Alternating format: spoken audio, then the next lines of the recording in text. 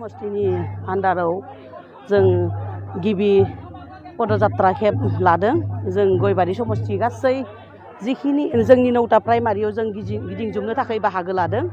जों दिनै जों इउपिपिएल हानजानिफ्राय गिबि 17 बोसोराव जों जेबो उन्नतिखौ नुनो मोनैनि थाखाय जों दिनै गोबां गाज्रि लामायाव थाबायनानै जों पदयात्रा लादों। बिनि थाखाय जोङो दिनै मोजां खामानि मावनो लादों। जोङो जिहेतु जोङो मोनफ्रोमबो गामियाव हाबजोबनो मोनामोनबाबो जों दिनै हाबजोबनानै जोङो फोजोबगोन। जेब्लासिम जोंनि गयबारि समष्टिखौ गिदिंजोबनो हाया अब्लासिम जों थाबायगोन।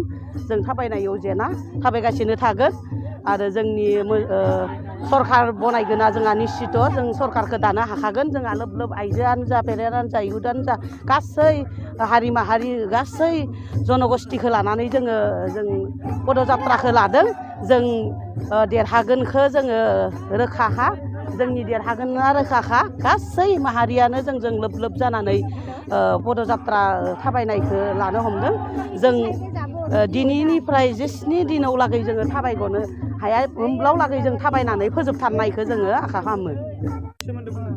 दिनै जोङो 17 बोसोरै जिखिनि नुनो नांगौमोन बेखौ जों नुनो हायाखै। जिखिनि जों लामाखौ थाबायबोदों एसेबो मोजां नङा। गाटा गुटा जेनेबा मानसिनि लामायानो दुब्लियाव थांनाय लामा बायदि जानानै दङ। बेफोरखौ जों नुनो हमदों। जिखिनि जानो नांगौमोन बे जानायखौ जों नुनो मोनाखै।